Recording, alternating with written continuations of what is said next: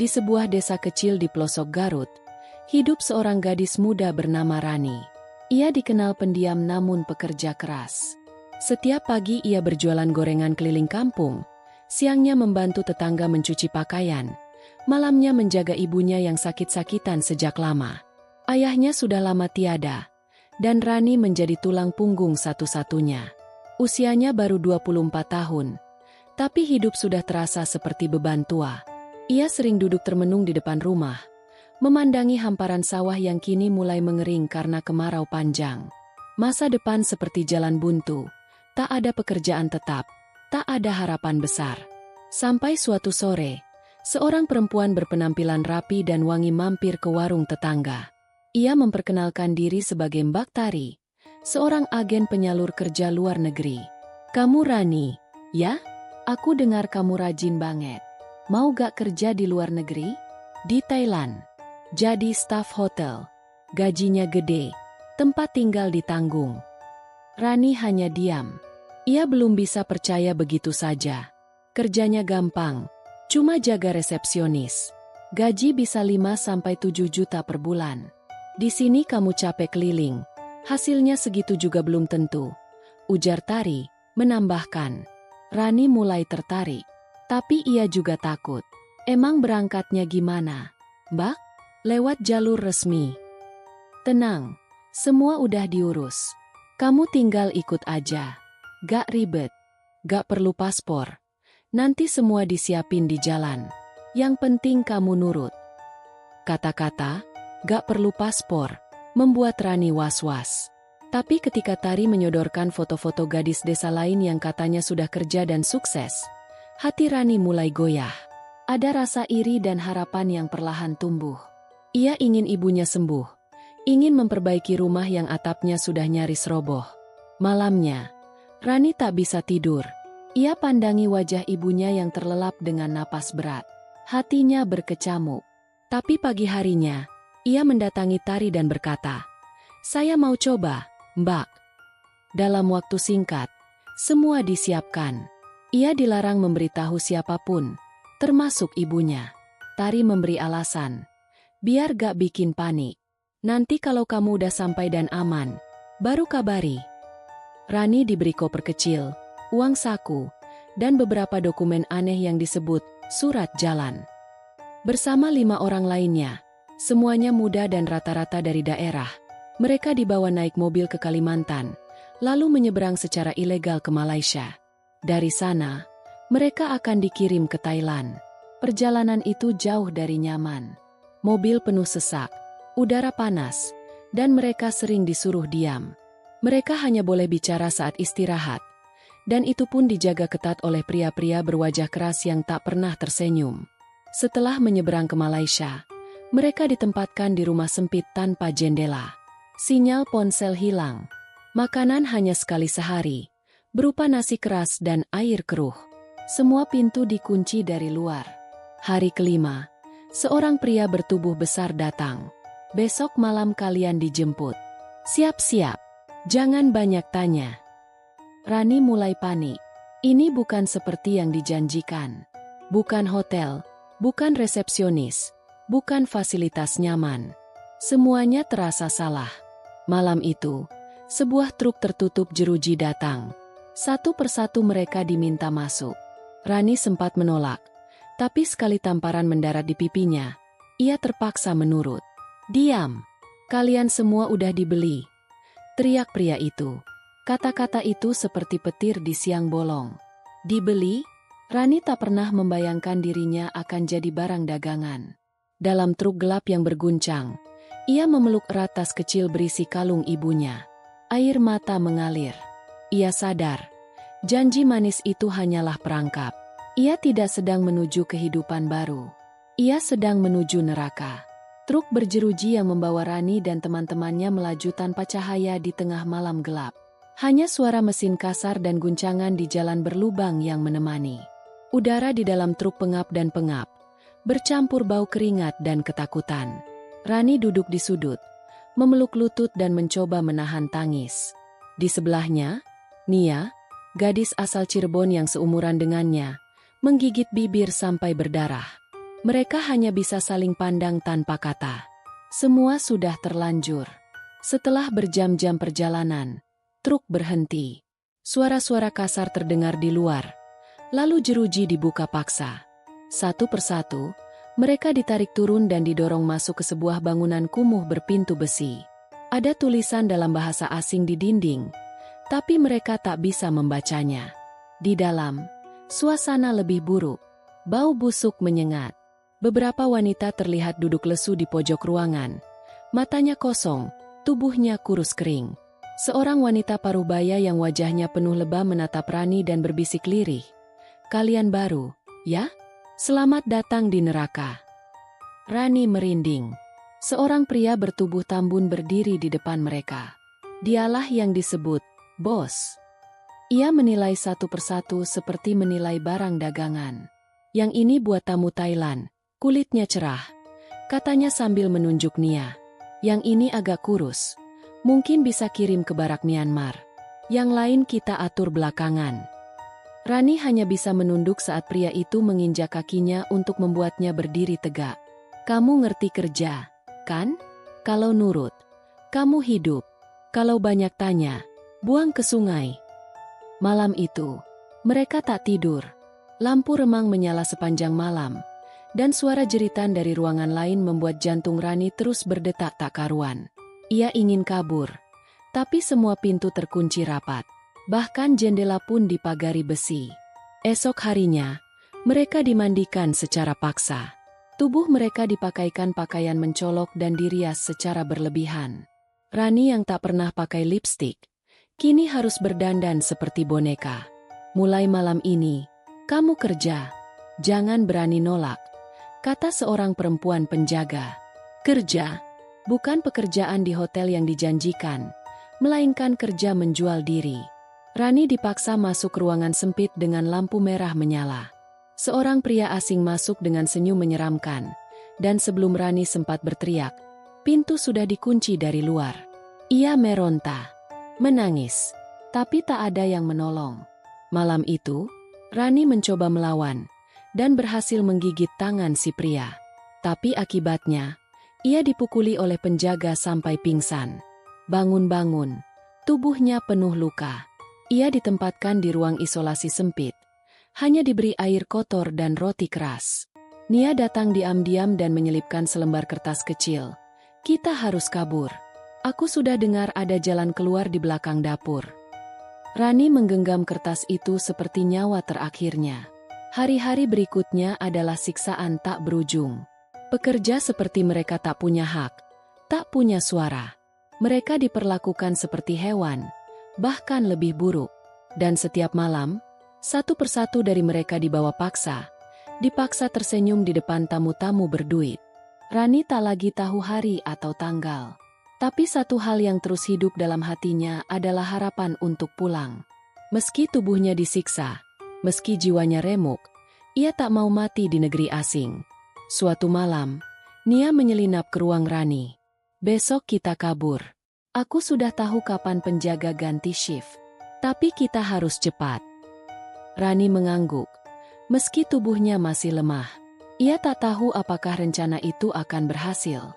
Tapi ia tahu, tinggal di tempat itu berarti mati perlahan. Malam itu, saat suara penjaga mulai mereda dan satu-satunya lampu padam karena listrik mati sejenak, mereka bergerak, mengendap-endap melewati lorong gelap, melewati dapur yang sudah tak terpakai. Namun belum sempat mereka mencapai pintu belakang, suara teriakan keras terdengar. "Hei!" Langkah mereka berhenti. Lampu kembali menyala. Penjaga berlari ke arah mereka dengan tongkat besi. "Lari, Rani!" teriak Nia. Rani menoleh dan melihat Nia ditarik dengan paksa. Tapi Rani terus berlari, membuka pintu belakang dan menyelinap ke kebun liar. Ia berlari tanpa menoleh ke belakang. Tak peduli tubuhnya berdarah, tak peduli kakinya tergores semak. Di depan, jalan tanah terbentang ke arah hutan. Ia belum tahu kemana harus pergi. Tapi satu hal pasti, malam itu, ia tidak menyerah. Angin mulai memerah saat Rani tersungkur di semak-semak liar. Napasnya tersengal, tubuh penuh luka. Ia menoleh ke belakang, memastikan tak ada bayangan penjaga yang mengejarnya. Suara anjing menggonggong terdengar dari kejauhan, membuat jantungnya nyaris pecah. Ia terus merayap hingga menemukan sungai kecil. Airnya keruh, tapi ia tetap meminumnya sambil menangis terseduh-seduh. Ia selamat. Untuk sementara. Namun selamat bukan berarti bebas.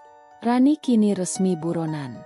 Ia berada di negeri asing, Myanmar, tanpa paspor, tanpa uang, dan tanpa siapapun yang bisa ia percaya. Hari pertama dalam pelarian, ia bersembunyi di balik rimbunan bambu, hanya makan daun dan buah liar. Tubuhnya demam tinggi, dan bekas pukulan di punggung mulai bernanah. Saat malam tiba, hawa dingin menusuk tulang. Ia menggigit lidah agar tidak berteriak. Hari kedua, ia mencoba masuk ke sebuah desa kecil di perbatasan. Wajahnya dibasuh seadanya, rambutnya ditutup kain sobek.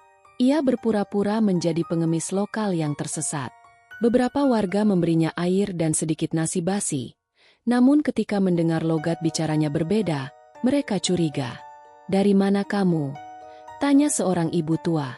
Dari perbatasan," jawab Rani terbata. "Perempuan hilang kemarin malam. Ada yang kabur dari markas orang Thai," bisik seseorang di belakangnya. Rani langsung lari. Ia tahu, satu kata salah saja bisa membawanya kembali ke tempat neraka itu. Ia harus menghilang. Hari ketiga, ia ditemukan oleh seorang biksu tua di sebuah kuil terpencil. Pria itu melihat tubuh Rani yang nyaris tak bernyawa dan membawanya masuk ke bilik bambu. Di sana, Rani dirawat dengan ramuan herbal dan bubur hangat. Ia tak tahu siapa biksu itu, tapi pria tua itu tak banyak bicara, hanya menatap dengan mata penuh belas kasih. "Mereka memburumu," kata biksu itu dalam bahasa Inggris patah-patah. Rani mengangguk sambil menitikkan air mata. "Jika kamu tinggal di sini terlalu lama, tempat ini akan berbahaya. Aku akan bantu sekali ini saja. Lalu kamu harus pergi." Rani mengangguk lagi. Ia tahu, tak ada tempat yang benar-benar aman. Seminggu kemudian, setelah tubuhnya sedikit pulih, Rani kembali berjalan. Ia mencoba mencari kedutaan, atau siapapun yang bisa membawanya pulang. Tapi semua jalan menuju kota besar dijaga. Orang asing sepertinya langsung diperiksa. Tanpa paspor, ia dianggap imigran gelap, dan jika tertangkap, nasibnya bisa lebih buruk dari sebelumnya. Suatu malam, Rani bersembunyi di bawah jembatan beton, di antara gelandangan dan anak-anak jalanan. Di sana, ia bertemu dengan Aye Chen, seorang remaja lokal yang fasih berbahasa Indonesia karena pernah kerja di kapal. Aye Chen mendengarkan kisah Rani dengan wajah serius. "Kamu korban perdagangan manusia," katanya. Rani hanya diam, menahan tangis. "Aku bisa bantu kamu nyebrang ke pos pengungsi dekat perbatasan Bangladesh. Tapi jalannya sulit dan butuh keberanian." Rani tak punya pilihan. Ia tak bisa kembali. Ia tak bisa tinggal. Ia hanya bisa maju, meski belum tahu kemana akan berakhir.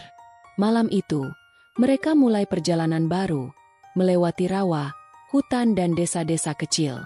Di sepanjang jalan, Rani melihat banyak perempuan muda bernasib sama dengannya. Ada yang diselamatkan, ada yang hilang, dan ada yang mati. Di mata dunia, mereka hanyalah angka. Tapi bagi Rani, ini adalah hidup dan mati. Dan ia bersumpah satu hal, jika ia bisa pulang, ia akan membuka mata orang-orang di kampungnya.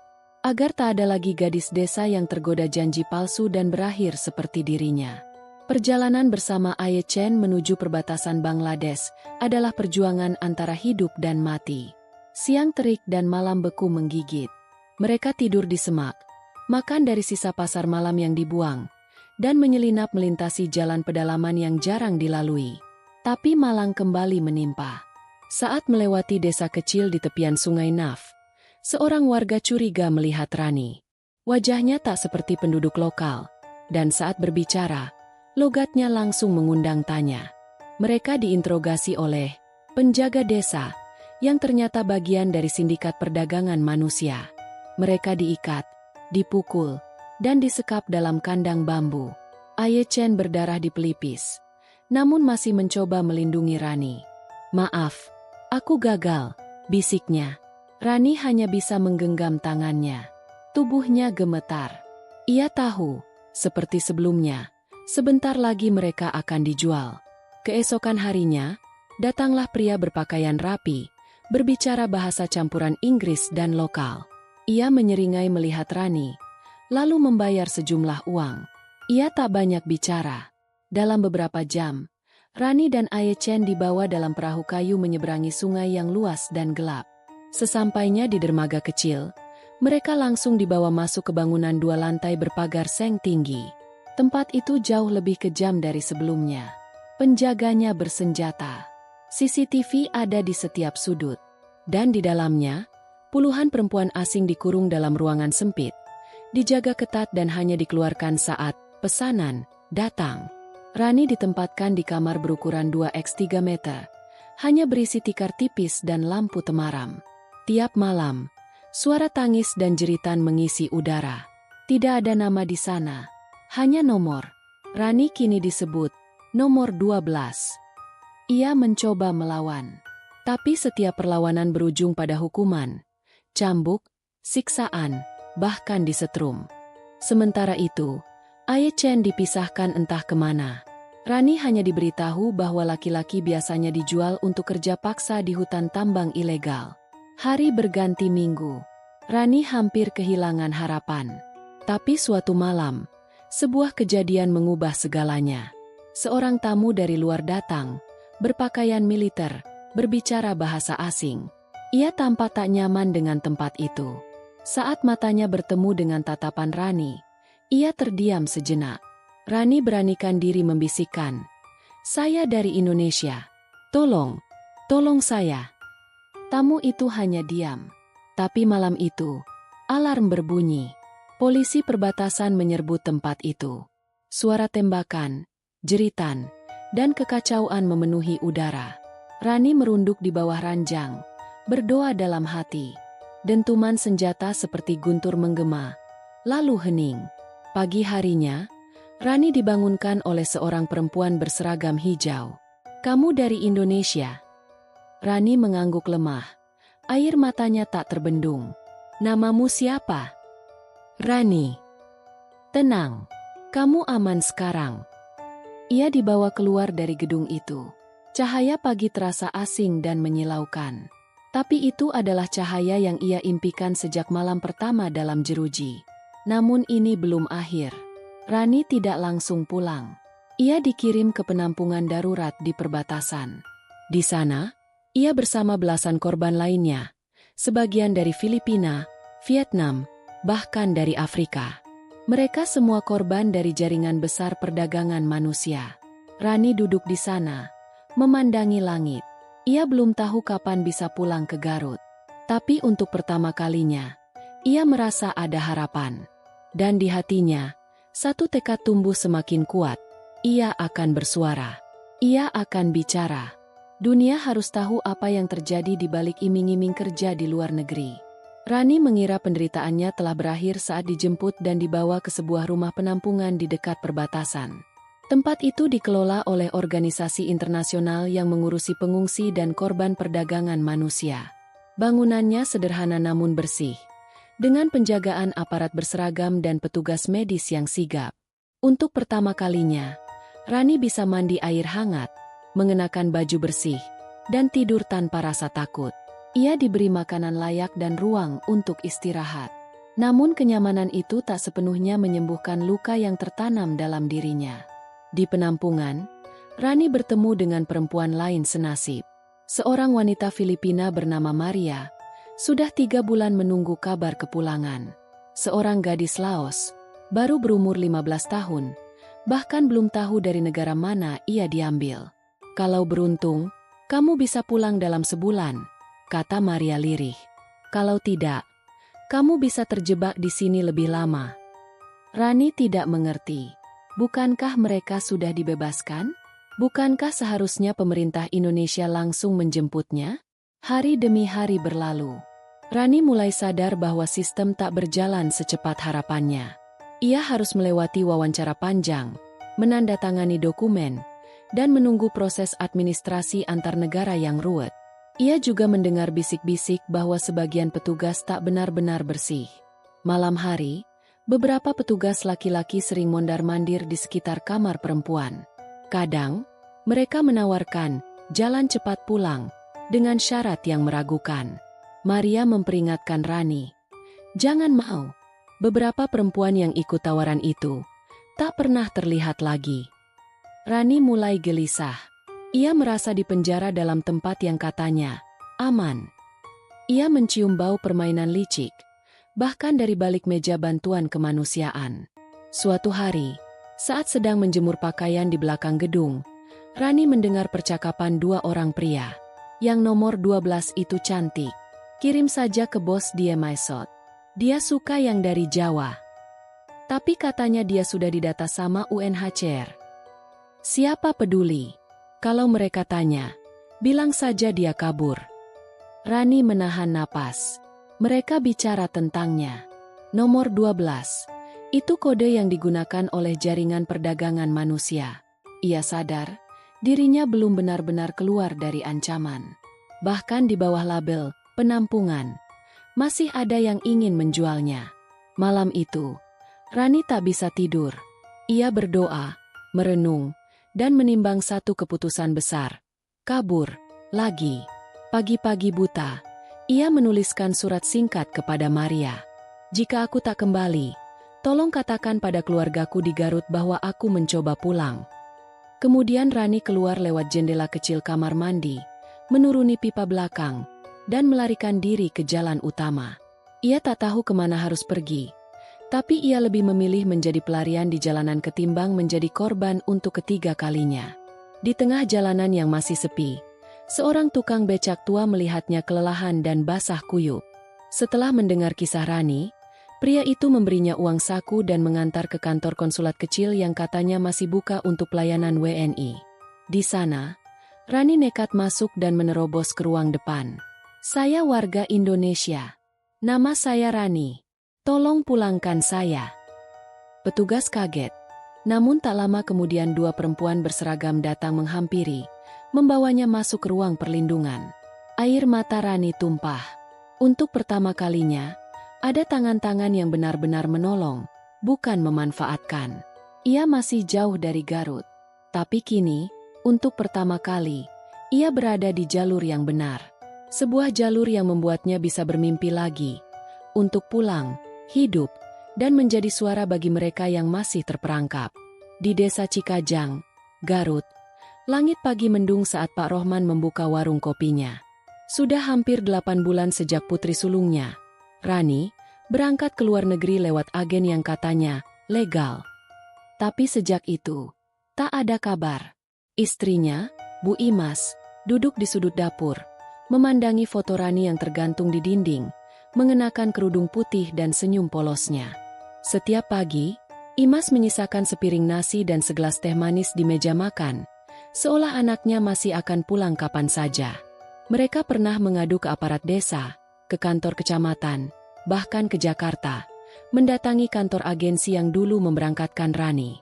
Tapi kantor itu sudah kosong. Tidak ada jejak. Para tetangga menyarankan ikhlas saja. Tapi Pak Rohman tidak bisa.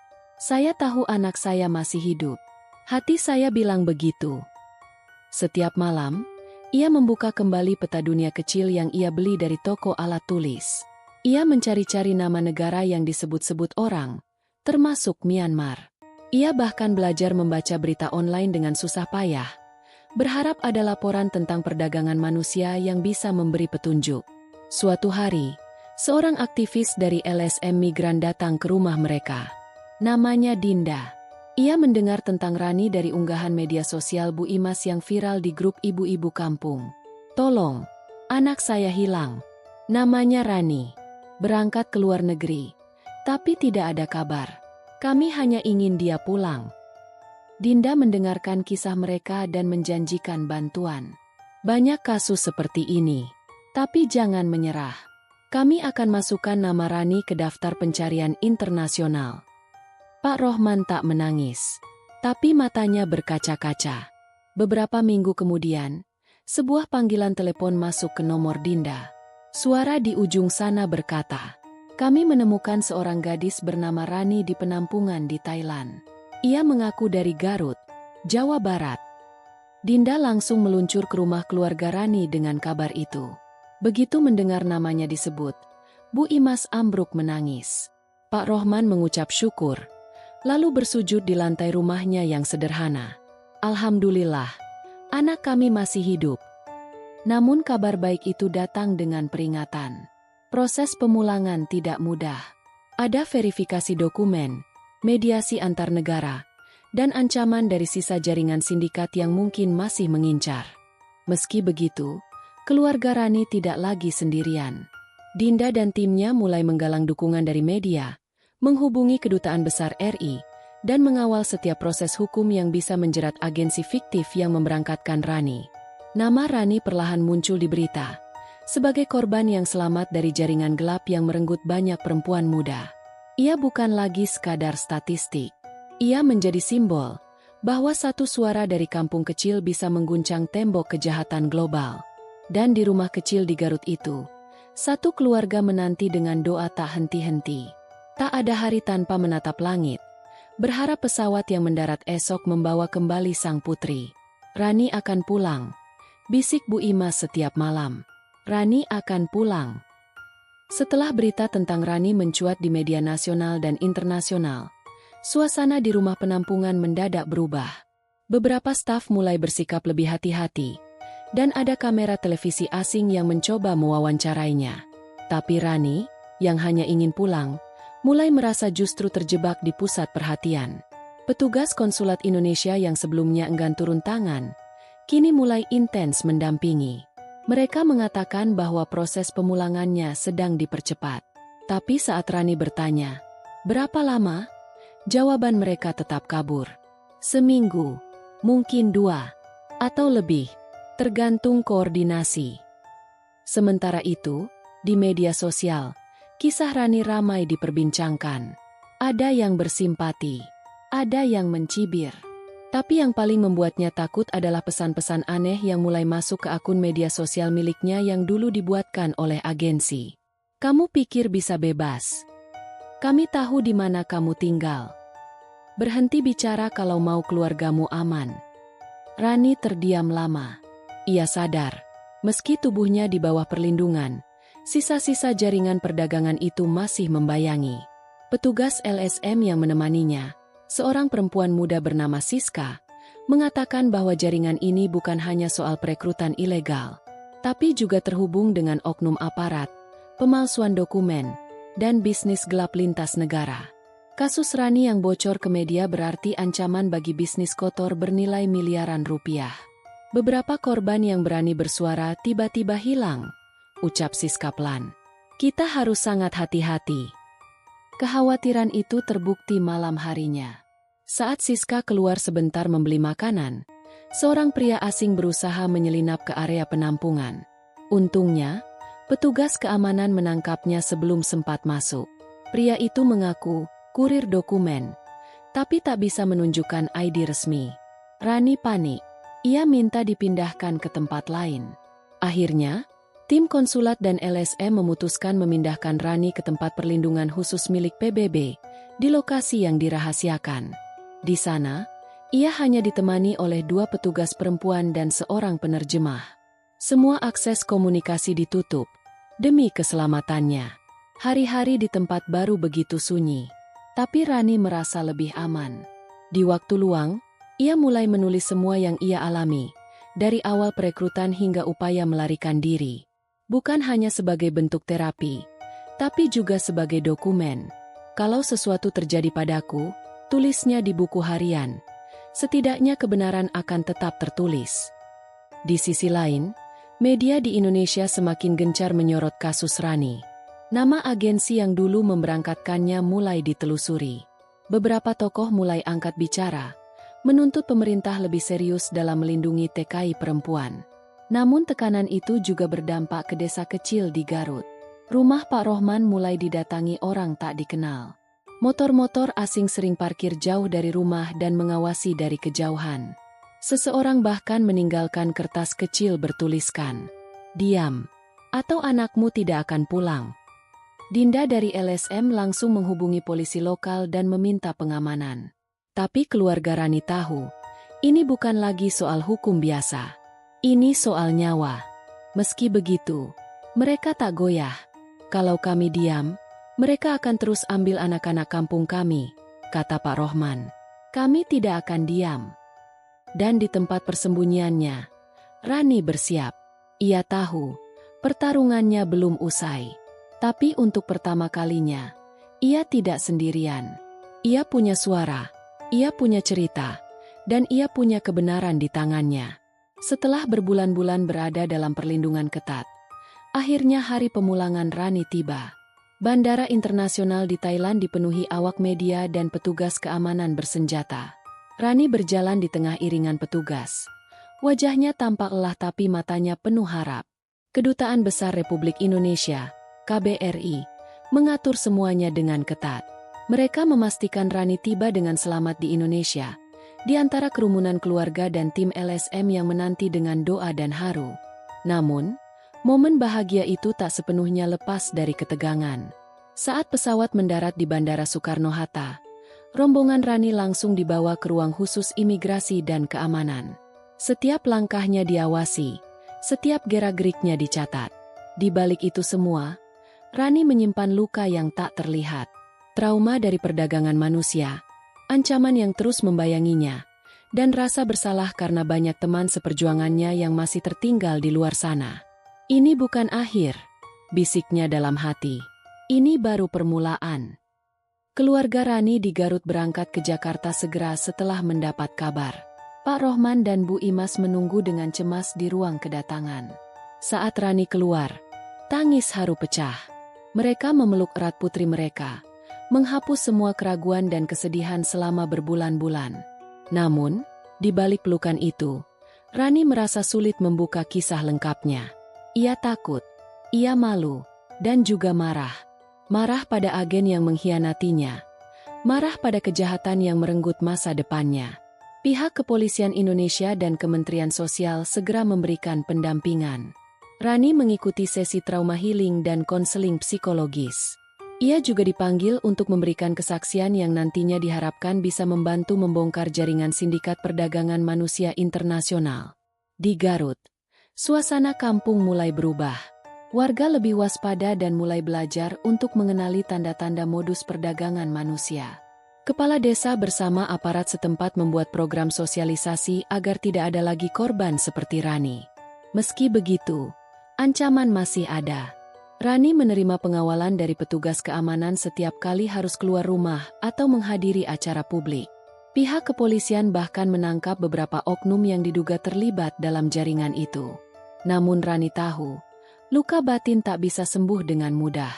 Setiap malam, ia terbangun dengan mimpi buruk. Tapi perlahan, dengan dukungan keluarga dan komunitas, ia mulai membangun kembali kehidupannya. "Yang penting aku pulang," kata Rani pelan. "Dan aku akan berjuang agar tak ada lagi yang jatuh seperti aku." Setelah melalui proses penyembuhan dan pendampingan, Rani mulai menemukan kekuatannya. Ia tak mau menjadi korban yang terdiam. Dengan dukungan keluarga dan LSM, Rani memutuskan untuk berbicara, bukan hanya untuk dirinya, tapi untuk puluhan bahkan ratusan korban lain yang masih terjebak dalam jaringan gelap perdagangan manusia. Rani mulai muncul di berbagai acara sosial dan media. Dengan suara yang dulu penuh ketakutan, kini menjadi tegas dan berani. Ia menceritakan kisah hidupnya. Tidak hanya penderitaan, tapi juga harapan dan kekuatan yang ia temukan. "Setiap perempuan berhak hidup bebas, tanpa takut," ujarnya di depan kamera. Perdagangan manusia bukan hanya kejahatan terhadap tubuh, tapi juga kejahatan terhadap kemanusiaan. Kisah Rani menginspirasi banyak orang, terutama para korban yang selama ini merasa sendiri dan tak berdaya. Banyak yang mulai menghubunginya, menceritakan nasib mereka. Rani tak pernah menolak. Ia tahu, setiap cerita adalah bukti nyata betapa kejamnya sindikat perdagangan manusia. Bersama LSM dan komunitas, Rani juga menginisiasi pelatihan dan kampanye pencegahan di desa-desa rawan. Ia pulang ke Garut dan sekitarnya, berbicara langsung dengan para ibu dan pemuda. Ia mengajarkan bagaimana mengenali modus perekrutan palsu dan pentingnya melapor ke pihak berwajib. Namun perjuangan itu tidak mudah. Ancaman tetap datang, baik secara langsung maupun lewat pesan-pesan anonim. Tapi Rani tak gentar. Ia bahkan mengajukan tuntutan hukum terhadap agen nakal yang dulu mengirimnya ke jurang gelap itu. Perjalanan panjang Rani menjadi contoh nyata bahwa suara korban bisa menjadi kekuatan besar. Ia menjadi jembatan antara mereka yang terluka dan mereka yang punya kuasa untuk mengubah sistem. Dan di tengah perjalanan itu, Rani bertekad kuat. Aku bukan lagi korban. Aku adalah pejuang. Untuk diriku, untuk keluargaku, dan untuk semua yang tak bisa bersuara. Perjuangan Rani telah membuka mata banyak pihak. Pemerintah mulai merumuskan kebijakan lebih tegas untuk melindungi para pekerja migran, terutama perempuan dari daerah-daerah rentan seperti Garut. Kementerian Tenaga Kerja dan Kementerian Sosial bekerja sama dengan aparat penegak hukum dan LSM membentuk program perlindungan terpadu. Rani sendiri menjadi duta anti perdagangan manusia. Ia sering diundang berbicara di seminar, kampanye nasional, bahkan forum internasional. Ceritanya menjadi simbol kekuatan dan harapan bagi ribuan korban lain. Di kampung halaman, suasana pun berubah. Warga makin waspada terhadap modus perekrutan ilegal dan mulai mendukung pendidikan serta pelatihan kerja yang legal dan aman. Anak-anak dan perempuan mendapatkan akses lebih baik untuk masa depan tanpa harus terjebak dalam risiko perdagangan manusia. Meskipun begitu, Rani tahu perjuangan masih panjang. Sindikat gelap tidak mudah runtuh, dan ancaman bagi korban yang berani bicara masih nyata. Namun, setiap langkah kecil yang ia ambil adalah pijakan menuju perubahan besar. Negeri ini harus menjadi tempat yang aman untuk kita semua, kata Rani dalam sebuah wawancara. Bukan hanya janji, tapi tindakan nyata yang melindungi dan memberdayakan. Kini, Rani tak lagi pulang dengan hati penuh ketakutan. Ia pulang dengan kebanggaan dan tekad kuat, bahwa dari kegelapan yang paling dalam, cahaya akan selalu ditemukan.